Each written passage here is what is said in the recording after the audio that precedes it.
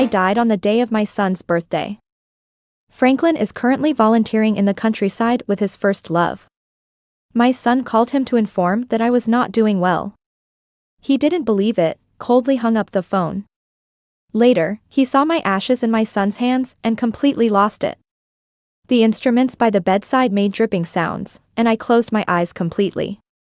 My son cried his heart out, while the doctors frantically tried to save me. I died. An hour ago, my son called Franklin saying I was not doing well and wanted to see him one last time. Franklin sarcastically asked what tricks my mother was up to now. I had breast cancer, and by the time it was discovered, it was already in the late stages.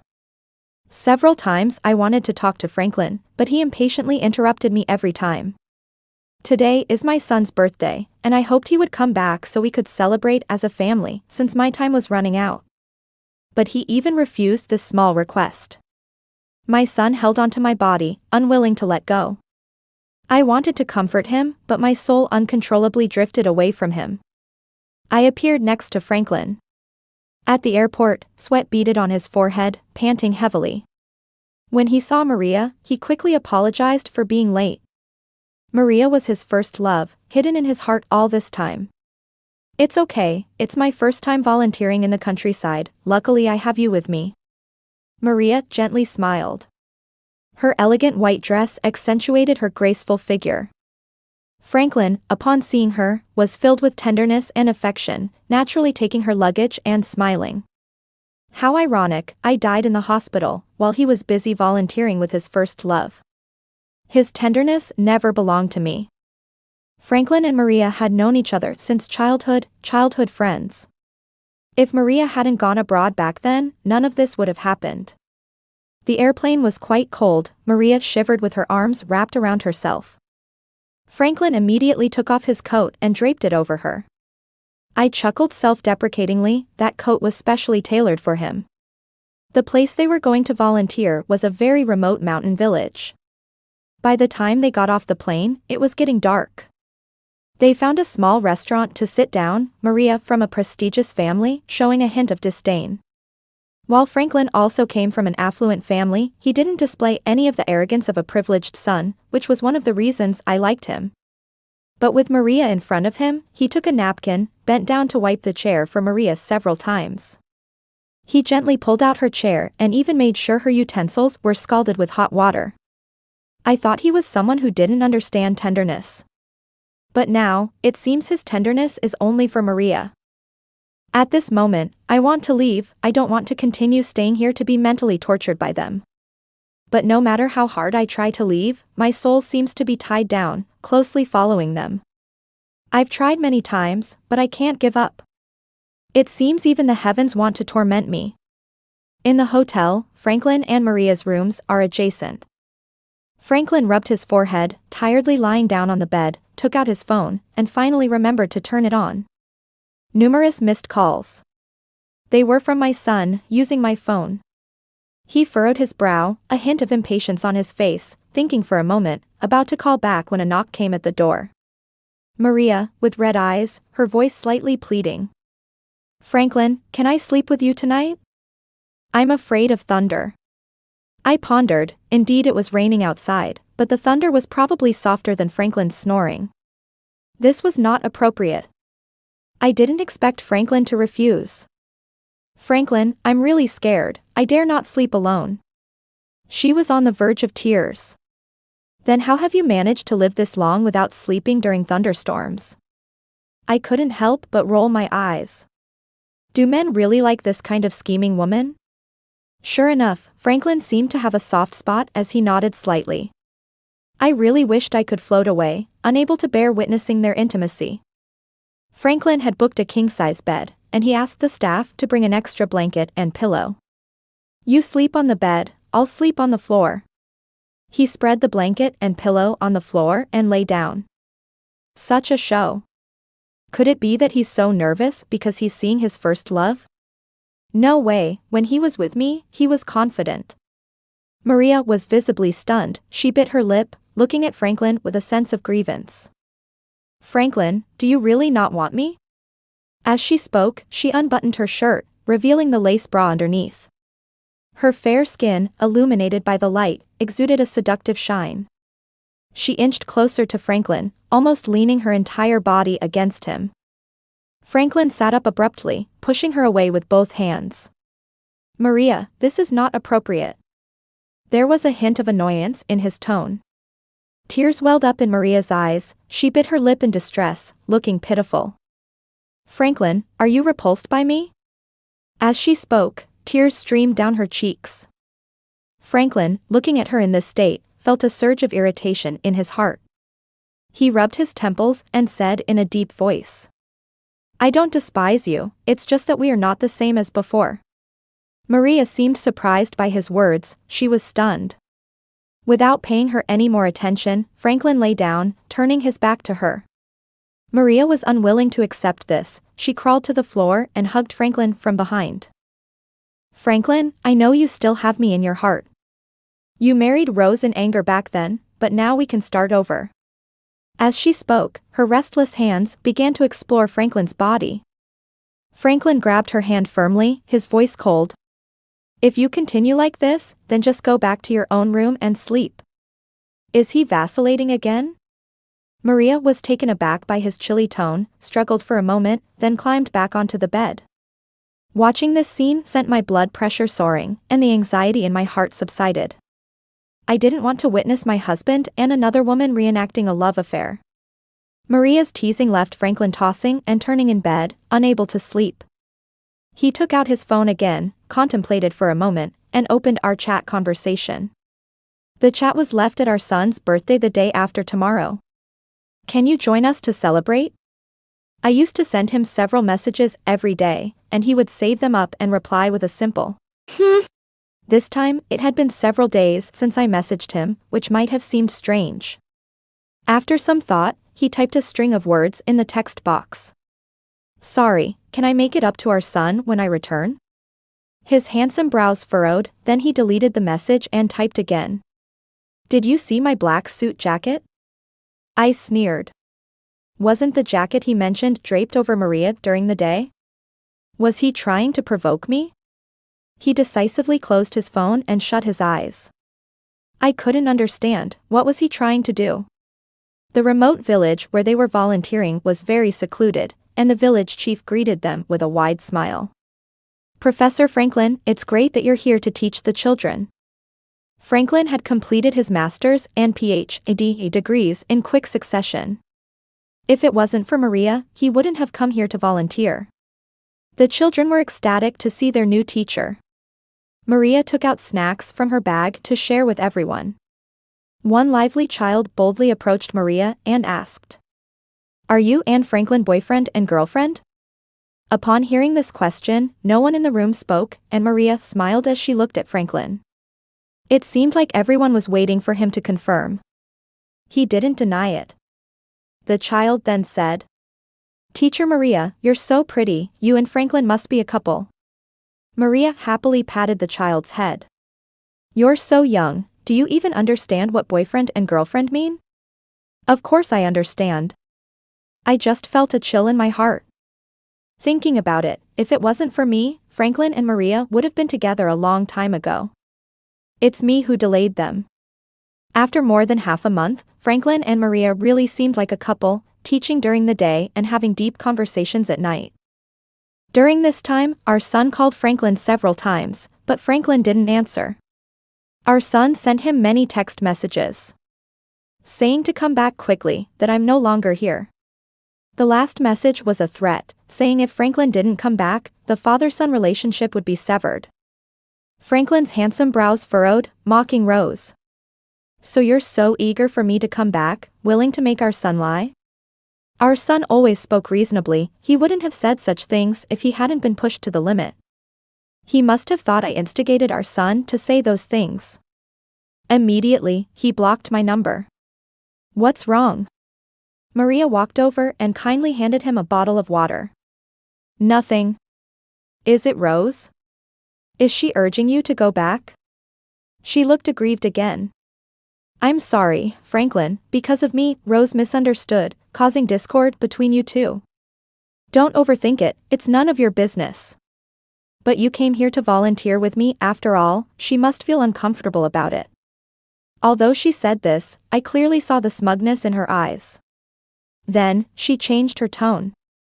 But don't worry, I'm a woman, and women understand women the best. Just ignore her for a few days, let her cool down, then go home and buy a small gift to appease her. In the past, when I occasionally threw a tantrum, Franklin would buy me a small gift, and I was easily appeased. But, I will never accept your gifts again. I remember when I was bullied by classmates as a child, scared and hiding in a corner, Franklin came over and handed me a candy. He said not to be afraid, that he would tell the teacher with me. I was timid since childhood, even when bullied, I couldn't speak up. He was like a light in my darkness, illuminating me. From that moment, I quietly fell in love with him in my heart. Franklin had excellent academic achievements, and to follow in his footsteps, I studied hard into the night. Finally, we both got into the same university. But Maria was already by his side back then, they were so compatible. I retreated back into the corner, silently blessing them. On the day of our graduation, Maria went abroad, and Franklin got drunk. I walked up to him, gathered my courage, and confessed my feelings to him. His handsome lips curved into a smile.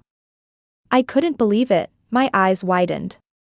From then on, I boldly appeared in front of him, doing everything possible to please him.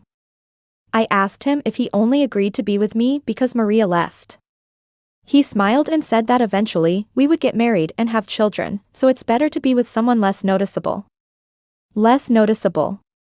My heart stung, but I told myself that as long as he accepted me, I would gradually warm his heart. Franklin is a gentle person, even if he doesn't love someone, he maintains a humble and respectful attitude. After we got married, he never treated me poorly in material terms. Including every birthday and holiday, he always prepared impeccable gifts.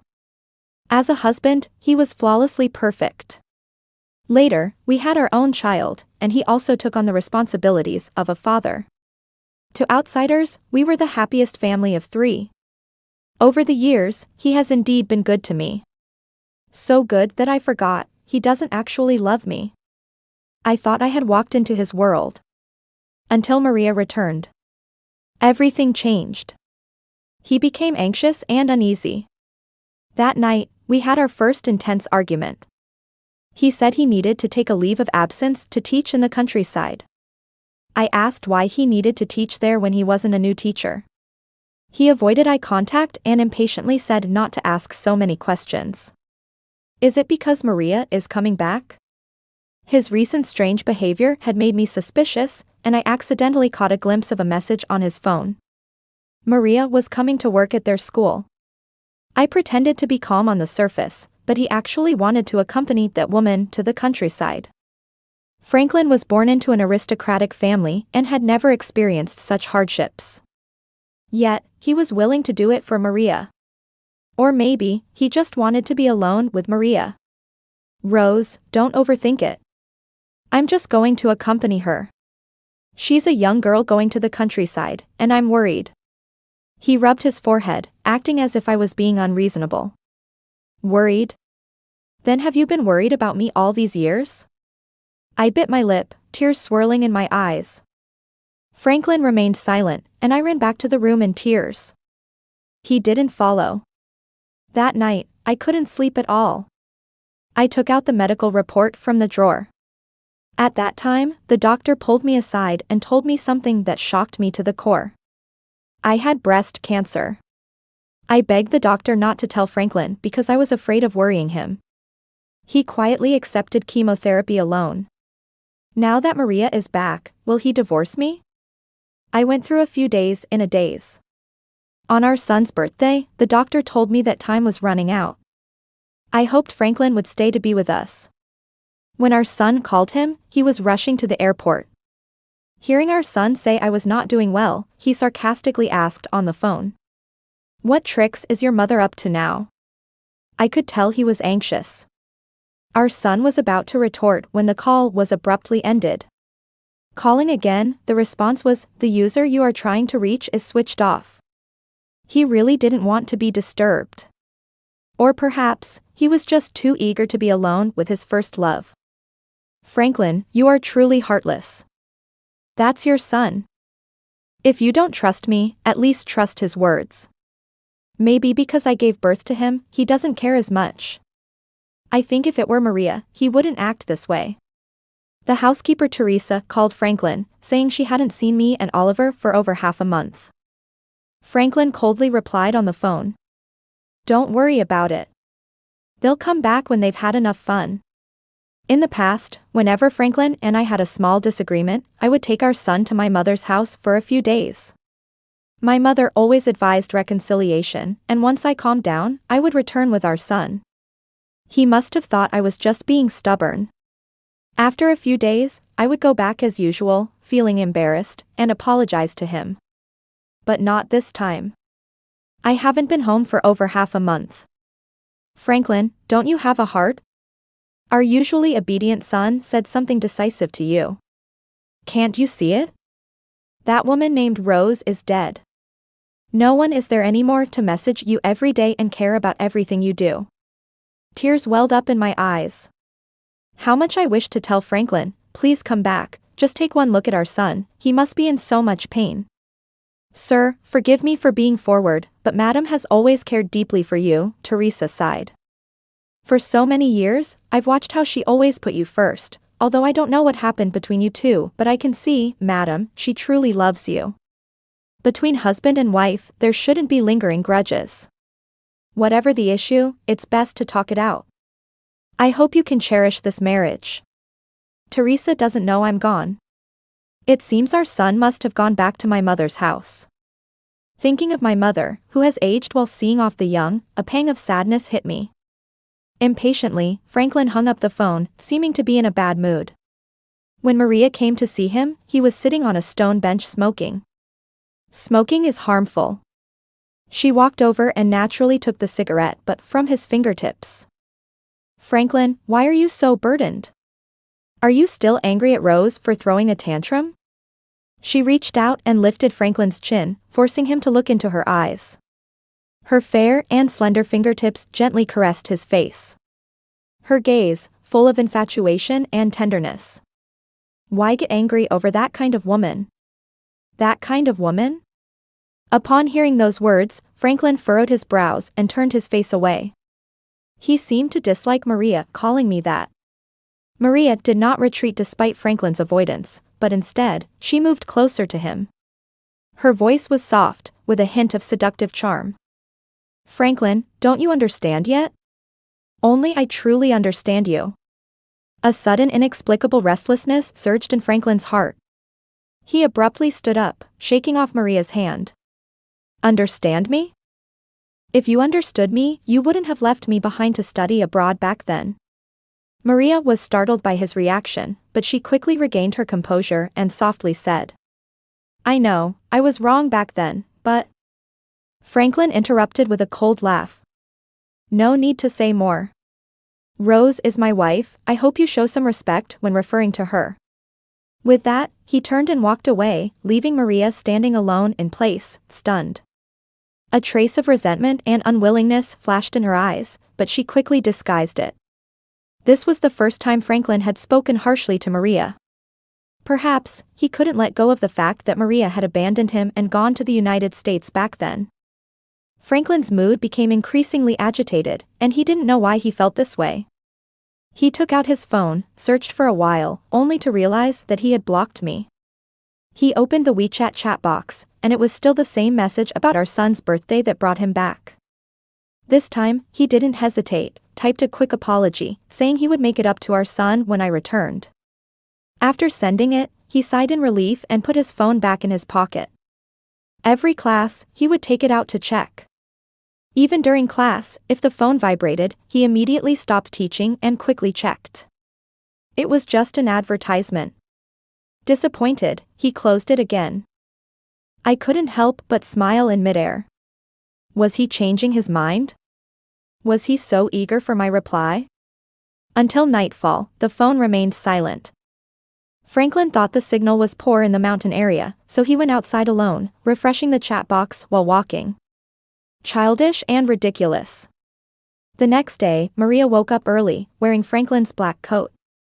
"Franklin, this coat looks really good on you." She stood in front of the mirror, striking various poses, seemingly enjoying the current feeling. Franklin lay on the bed, watching Maria's back, a hint of complex emotions flashing in his eyes. Rubbing his temples, he sat up and put on his clothes. "Maria, let's talk," he said as he approached her. Maria seemed surprised by his words, hesitated for a moment, then nodded. Sitting on the couch, Franklin looked at her and said in a serious tone, "Maria, we can't go back to the past." Tears welled up in Maria's eyes. She bit her lip, looking at him with a sense of grievance. "Franklin, I know I was wrong. I shouldn't have been so willful and left you," she said, tears streaming down her cheeks. Seeing her like this, Franklin felt helpless. He sighed and said, "Maria, we are not kids anymore. We should take responsibility for our actions." Maria seemed taken aback by his words, she froze in place. Franklin stood up, walked to the window, and gazed at the scenery outside. "Maria, I hope you can find your own happiness," he said before turning and leaving. Watching him walk away, Maria's eyes flashed with reluctance. But soon, she softened towards Franklin. She admitted that she shouldn't have said what she did yesterday. Franklin's demeanor softened. "I should be the one apologizing. I had a bad attitude yesterday, I'm sorry." In my impression, Franklin is a man with excellent manners. Even in the face of anger, he remains humble and polite. Yesterday, he acted out of character. During the 3-month teaching program, Franklin applied to shorten it to 1.5 months, citing personal matters. Did he sense that something was wrong? Time passed quickly, and he returned home with Maria.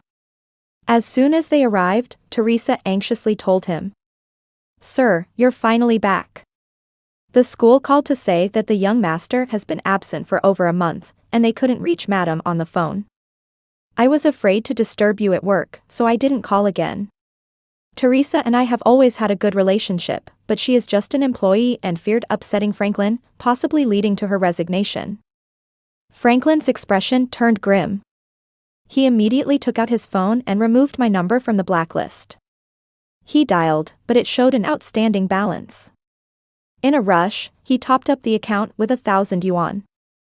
Upon dialing again, a message said, "Apologies, the number you have dialed is switched off."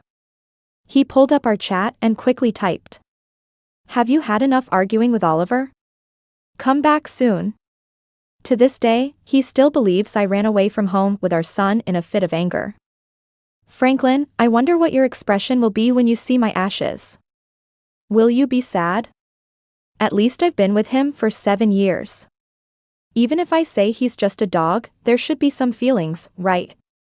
Franklin, will you regret it? Regret not seeing me one last time?" Franklin sent me many messages, but I didn't reply to any of them. Maria saw that he was absent-minded and comforted him. "Don't worry, Rose is all grown up now, nothing will happen to her. They must be traveling with Oliver to relax." Franklin's slightly furrowed brow relaxed a bit at her words. "Every year, I would take Oliver on a trip, but only during the summer. Franklin, if you had a bit of care for me and your son, you would know that Maria's words are just to appease you." Perhaps he knew, but just chose not to dwell on it. He packed his books and went to class as usual. These days, during the day, Franklin continued teaching his students with a smile, but at night, he was as anxious as an ant on a hot pan. He took out his phone and repeatedly scrolled through our chat records. Finally, he couldn't bear it, frantically calling and messaging me.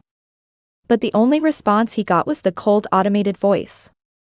The chat box was still filled with messages from him. Seeing no response from me, he became desperate. "Rose, if you don't come back soon, we're getting a divorce." He finally said it. It was something he had wanted to do all along. With a bitter smile, I thought I would grant your wish, but you didn't give me the time. After typing that, Franklin seemed to feel uneasy, then changed it to, "I'm sorry, I know I was wrong, I shouldn't have gone to the mountains to teach with Maria. Rose, where are you?" Please don't be angry, come back with our son. This was the first time Franklin had softened towards me. Seeing his anxious and helpless expression, I felt a sense of satisfaction. The next day, Franklin didn't go to work, he went straight to my mother's house. When he saw our son again, he had lost a lot of weight. At such a young age, he had a mature look of hardship on his face. My heart ached. He must have felt like his world was falling apart, his beloved mother passed away, and his father was ignoring him. My mother's eyes were red and swollen, her vision slightly blurred, probably from crying too much recently, damaging her eyes. When they saw Franklin, they were as cold and distant as strangers. What are you doing here? Where's Rose? Oliver, why did you skip school? Did your mom not let you go? To this day, he still thinks I'm the one influencing our son not to go to school. How ridiculous. Can't this man see Oliver and my mother's attitudes? Does he really not feel that I'm no longer here? I wish Oliver and my mom wouldn't tell him about my death, let him think I'm still alive. Franklin, you just live in self-blame and regret. How dare you show up, Franklin? My mom said coldly. Mom, where's Rose? Where is she? Franklin, Rose has passed away, why are you looking for her? My mom said angrily. Mom, what are you talking about?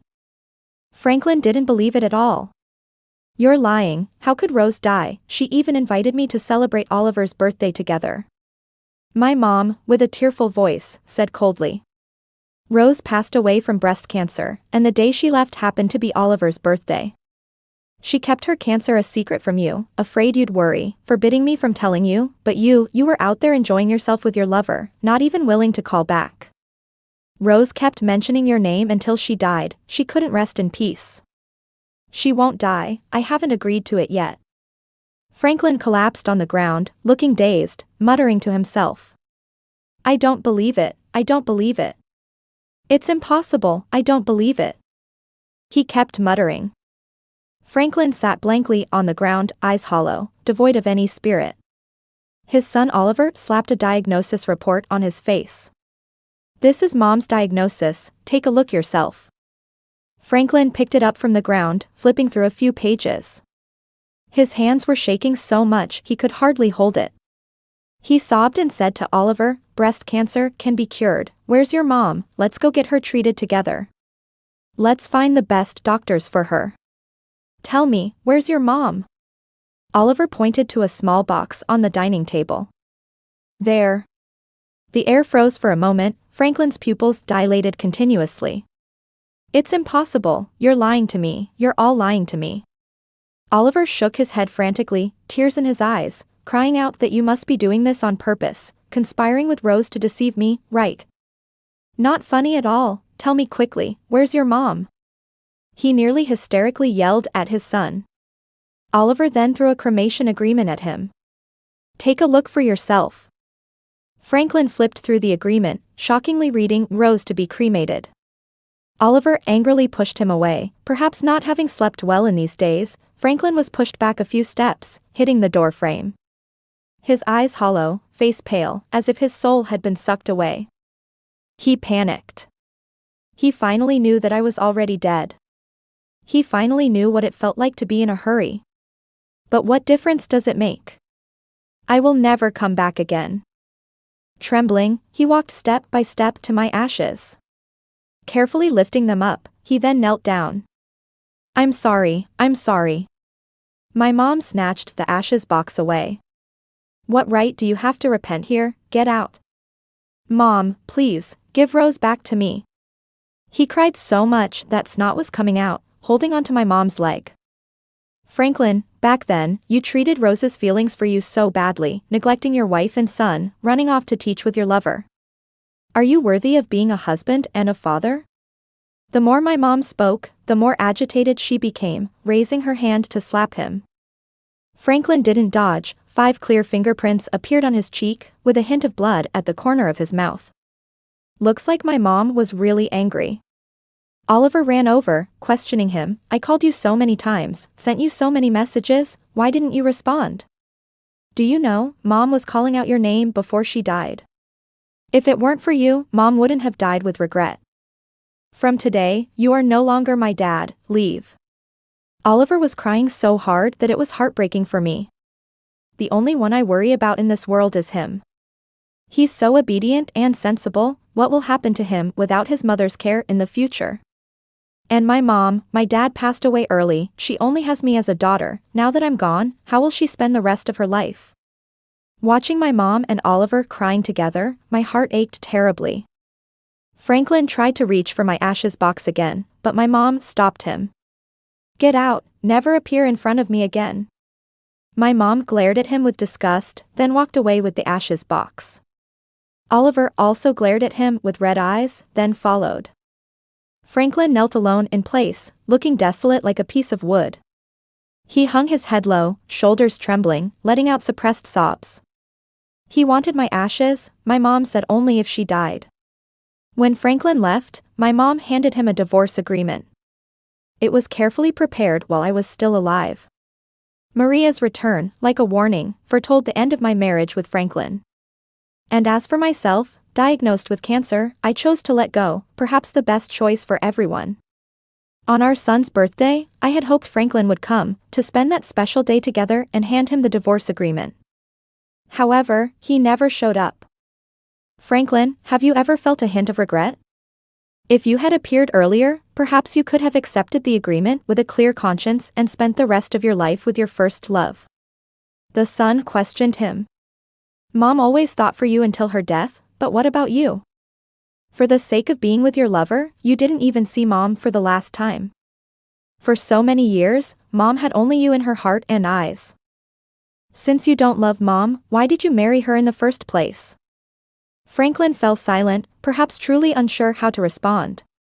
Returning home, he locked himself in his room, staring at the wedding photo on the bedside.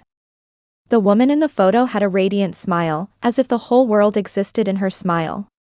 He gently touched the woman in the photo, tears silently streaming down his face.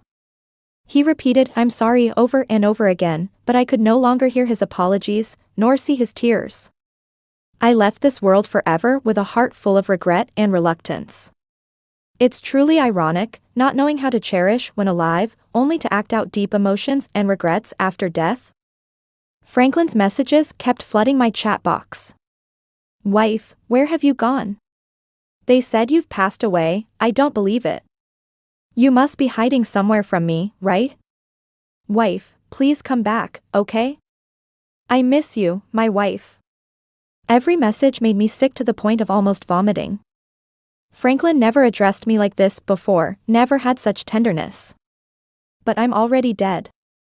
Who are all these actions for? Franklin seemed to be falling into some kind of madness.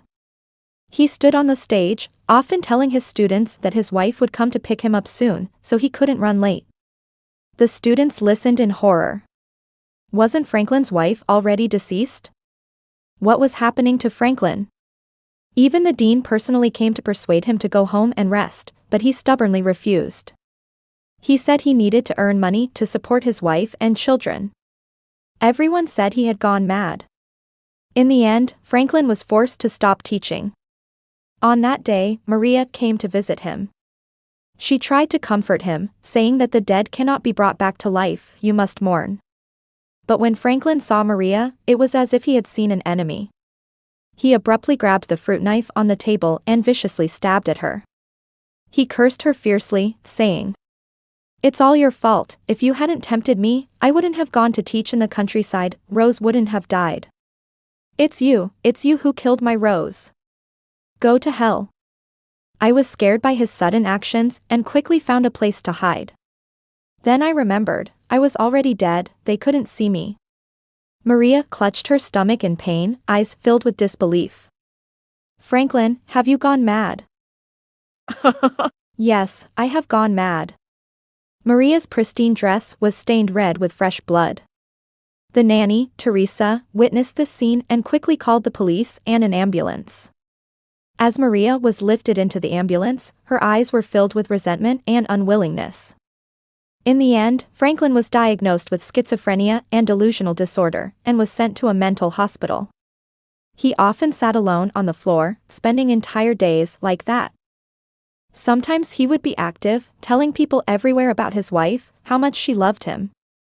If people ignored him, he would beg them to listen. At night, he would quietly take out his phone and text me. Wife, tomorrow is Oliver's birthday, shall we have dinner together as a family?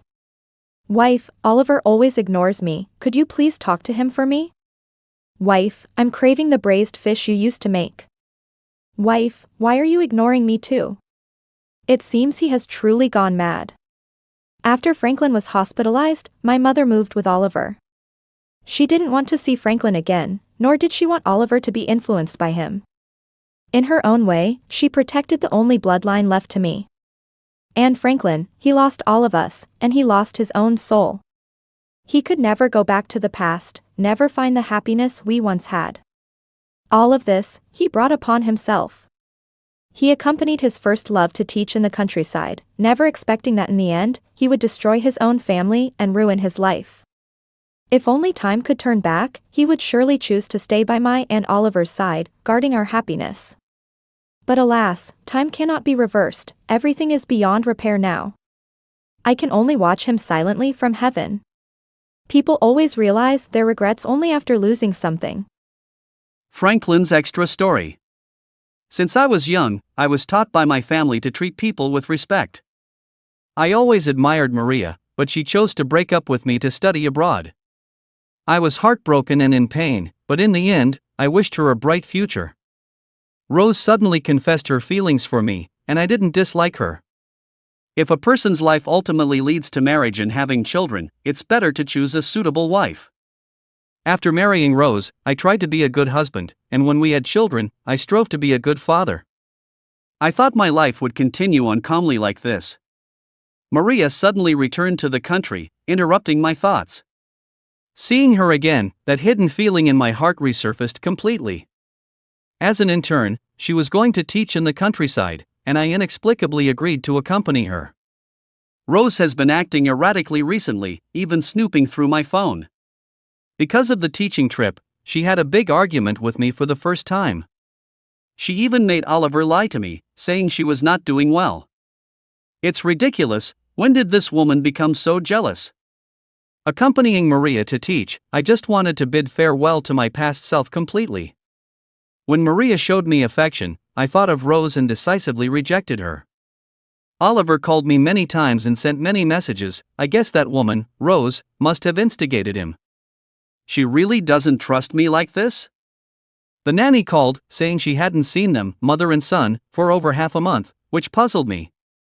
This woman has such a bad temper, it's been so many days and she still hasn't come home. I worked during the day, feeling a bit worried at night, hesitated, and then messaged her. She didn't reply? Oh well, I'll continue working. Back home, the nanny said the school called to say Oliver had been absent for many days. I panicked. My heart was in turmoil. I rushed to my mother-in-law's house, saw my son, and my anxious heart finally settled down. But they told me Rose was dead. I didn't believe it. My son brought out the medical report and the cremation agreement. I was completely stunned. I couldn't believe that Rose, that woman, was already dead. I never imagined she would completely leave my side. I felt like I was falling into an abyss, afraid and fearful. I was in such pain that I couldn't breathe. How much I hated myself for not even seeing her one last time. I didn't understand her at all. Missing the news of her death time and time again. I wanted to take a knife and stab myself. My mind was in turmoil, and when Maria came to see me, I don't know why, but I stabbed her with a knife. I felt like everything was her fault. If it weren't for her, I wouldn't have missed celebrating my son's birthday together, and I wouldn't have missed seeing Rose for the last time. I was locked up in a mental hospital, and I heard that Maria was saved, but her nerves were damaged, leaving her partially paralyzed. As for me, I often chat with fellow patients. Most of the time, I talk and they listen. I tell them about my wife, who loved me so much.